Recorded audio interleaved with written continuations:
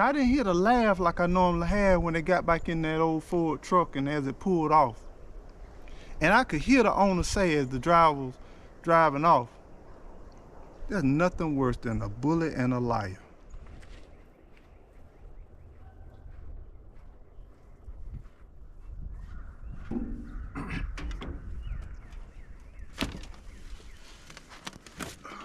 Hey, I remember when I was a young teenager, and during the summertime I used to cut grass, and I was probably around 13, 14 years old, right? I remember I woke up one Saturday morning, I said I wanted to try a new area, because I pretty much asked everybody in my neighborhood and different stuff like that. But just maybe a block away, across some railroad tracks, there were a neighborhood, and the houses, people seem to do a little bit fairly well, and they probably had a little bit extra money. So I'm thinking I can get up early Saturday morning, ride my bicycle, take my lawnmower, and go and see if I can find some yards. Neighborhood wasn't that much different, but the cars seemed a little bit newer. The house seemed a little bit better taken care of, and they were a little bit newer than the neighborhood I lived in. So I got up that morning, got on my bike. I was feeling good, feeling positive, feeling great. And I went, rode my bicycle, rode up the hill, rode across the tracks, came down the hill and into the neighborhood. And I rode through the neighborhood, and I had a strategy. I was looking for yards that needed cutting. I found a couple of yards, and I would go knock on the doors. Most of the time I wouldn't get an answer. I go on the side door by the carport, the garage, or I go in the front, and I would go from house to house. As I was traveling and navigating throughout the neighborhood, there was this Ford truck that rolled up on me. And I was riding down the neighborhood alongside the curb, pulling my lawnmower behind me, and this Ford truck kind of crept up on me, and you could kind of hear the suspension kind of creaking as it rolled up on me, and it rolled up on me almost like, real close. And so I stopped my bike, and I kind of got on the side of the road, and I looked at this driver that was driving this Ford truck, and there was two other guys back there, right? And I could tell that they cut grass or whatever, because they had lawn equipment back there. They had some lawnmowers and some rakes and some shovels and a bunch of other stuff. So I stopped, and the driver got out, and I remember that sound of that hinge of the door, the hinges of the door on that Ford truck. It was like a dry, like cringy type sound.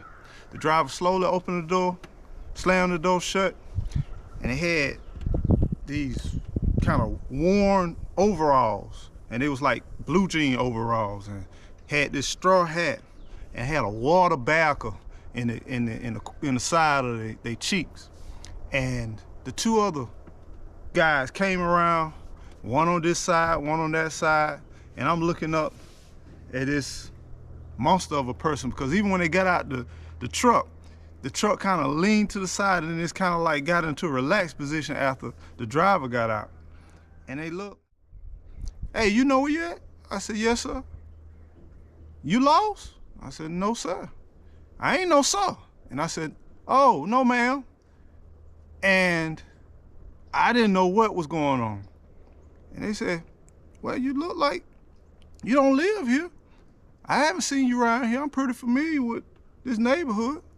I said, "Well, I don't live here, but I was just going through looking, seeing if I could find a yard to cut." "Yeah. Oh, well, I'm letting you know I cut all the yards around here. It ain't no yards to be cut around here. Any yards to be cut, I do the cutting." And so I said, I was just checking to see if there's any yards, because it looks like some of them need cutting. Not all of them been cut. "Well, I'll take care of that. You understand me?" I said, "Yes, ma'am, I understand." "Well, you be careful. Maybe you need to try that neighborhood just along across the tracks." And I was like, "Well, okay, I'll try that." And I didn't know how to take it. It kind of startled me, kind of made me shook a little bit. And so they got in the truck and they drove off. And I stood there for a minute, I thought about it. And so something just said, just go back home. So I just turned around, went back home. And for that week, I did cut maybe 1-2 yards, but I didn't go back in that neighborhood. So the next Saturday, I got up early and I did it again. And as I was riding through, I did the same thing, look for yards, whatever, but I always kind of look on my backside because I was real uneasy. And because of that Ford truck, it was something about that encounter with that person, with those individuals, And then the next thing you know, I found the yard, and there was a man that was out there, and he was, out there working. I could tell that no one lived in this house, but it needed the yard cut. It was unkept, and it looked like it probably been empty for a little while. And so there was a man out there, and I was thinking, the opportunity. And so I rode my bicycle up in the driveway, and I stopped. I said, excuse me. And then the man turned around, and he looked at me, and he smiled at me. He said, can I help you? And I said, yes, sir. It looks like your grass could use cutting, and I do some good prices. I can cut some grass, and I do a good job, and I clean up after myself, and I could do it, and I could get it started today. And he looked at me, he kind of smiled for a little while. He was like, he looked around. He said, well, I do a lot of work around the house and the yards myself. I really don't hire anybody. And then I said, but I do a real good job, I'm telling you. And then it looks like you got a lot of stuff to do. And he kind of back at me, and he kind of laughed. I said, I can help you with this. And so he ended up saying, you know what? You kind of remind me of myself when I was your age. And he says, okay, I'll let you cut the grass. And then so he said, how much you charge? I gave him a price, and he said, well, I don't have to give you more than that because, this yard hadn't been cut and maintained for quite some time. But I give you a little bit more. Just go ahead and do it, take care. So I went and I cut the grass, got everything done. Took me a while. I tried to tidy up the best way I could. I felt good. I felt kind of proud about what I did and the job I did. And he gave me a price. He gave me some on top of it. Then he said, then I'm gonna give you a tip. And I was like, thank you, sir, appreciate that. And he said, I want to keep this and maintain this yard like this. And he said, with the weather getting warmer and the rain been coming around, he says, if it's not raining that weekend, you think you can come by? And I said, yes, sir, I could definitely come by, because I was looking at what he gave me, and I was like, yeah, of course, I can come by. He said, well, if you get a chance, he said, you can come by and cut the grass again. That way we can keep it nice and maintained. And I said, yes, sir, I'll be by about the same time next Saturday. And so, man, I was excited. I went off and I went back home, and man, I was bragging about what kind of money I made and this and that.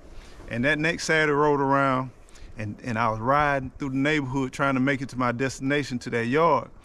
And before you know it, I was riding through the neighborhood. I wasn't too far from it. The truck, I didn't hardly hear the truck. If it wasn't for like that old squeaky suspension, I wouldn't even heard it. But the truck rolled up on next to me by my side, and I hopped off my bicycle because it almost came like, it wasn't fast. The truck wasn't running fast, but it was kind of quiet truck.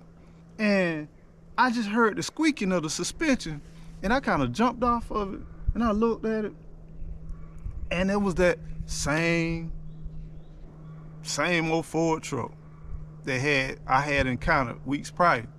And so I got off my bicycle, I stood there, and I looked, they pulled up where I could look through the passenger window, and there she was looking at me with that big old water, spit out that water back and say, hey, you lost again? And I said, no, ma'am, I'm not lost. I told you, I got all the yards cut. You shouldn't have no business around here. I said, I got a job right down a few houses down. And he said, really? I said, yes, ma'am, I got a job, and I'm going to go ahead and take care of business. And well, you need to be careful riding on the road around here, because you might just get hit. And I said, okay, I will. Thank you. I appreciate it. You be careful. And then they they went to laughing and they pulled off. And I won't never forget the laughter that was in that truck, man. It was one of them was in the passenger side, the other one was hanging off the back of the truck, and the other one went to drive, and they slowly drove off. And that kind of always made me kind of looking around every time I was in that neighborhood, right? And as I approached the house that I was supposed to cut, the owner of the house, he was in the yard. Saw it from afar because he was standing out there and he was looking, and something told me he kind of saw what was going on. So I did the yard, and I kept looking over my back because the lawnmower, I can't hear, and then the truck. I kept looking for the truck the whole time I'm cutting the yard, and I get finished with the front yard. I'm getting ready to make my way to the backyard, and I open up the gate and cut my lawnmower off, open up the gate, and get ready to transition to the backyard. And just as I get ready to go into the backyard, I look on the side of the house, and I see that truck slow down and pull up. And then we kind of tried to lock eyes, but I looked down. I tried to act like I ain't even seen him. And I just kept moving. I closed the gate, and then I started the lawnmower as quick as I could. I went ahead and cut that grass, and I tried to cut that yard as fast as I could, really, because it was something that just didn't sit right with me. And I went, cut the yard. The owner, by the time I got finished trying to tidy up, make sure everything right, and I was like, man. And before you know it, the driver was in the backyard. Said, hey you. I said, yes, ma'am. Where the owner at? And I said, I looked around and I said, might be in the house, look in the house. The driver made their way to the back door and knocked on the back door. And the owner came around the other side instead of coming through the house. And the owner came, can I help you? And that time, the owner kind of started to drive. The driver kind of snurred back, looked back and said, hey, where the owner of this house? And the owner said, I'm the owner of this house. And the driver kind of chuckled for a while and spit out a little tobacco, said, looked the owner up and down and said, you're not the owner of this house. It's a woman own this house. Well, I own this house. Me and my wife.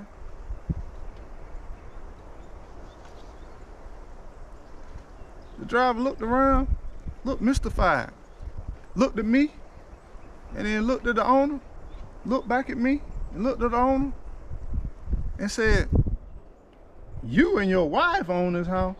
He said, yes. Can I help you? He said, I wanted to talk to you about cutting the yard. And then, as you can see, I got somebody here to cut the yard. That young man don't know what he's doing. I've been cutting yards through this neighborhood for years. And then the owner said, I've seen you. And you seen me? And he said, yeah, I've seen you around town. Well, I never seen you before. Home.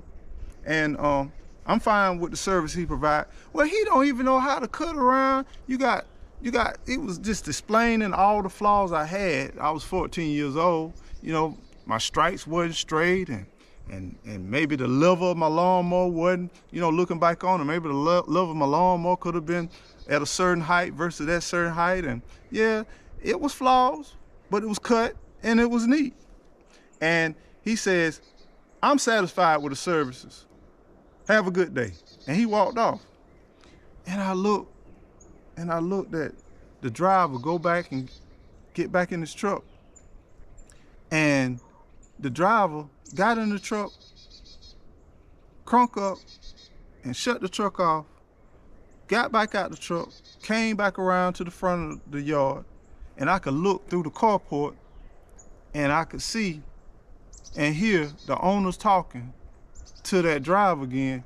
And the driver said, let me tell you, the previous owner of this house used to keep this yard looking A1, and I used to take care of it.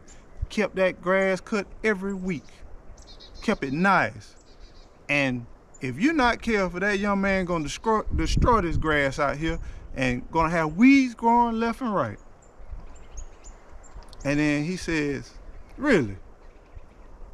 That's interesting. He said, I live in that house across the street. He said, this grass was never maintained. Matter of fact, I knew the previous owner. He said the previous owner, he didn't never cut his grass. He left his grass, he left debris out here and all of that. This probably the best his yard looked in years. Like I said, you have a good day. And you could see the tobacco running off the side of the mouth of that driver. Had to catch the dribble. I didn't hear the laugh like I normally had when they got back in that old Ford truck and as it pulled off. And I could hear the owner say as the driver was driving off, there's nothing worse than a bully and a liar. Stood there for a minute and I was like, nothing worse than a bully and a liar. There's nothing worse than a bully and a liar.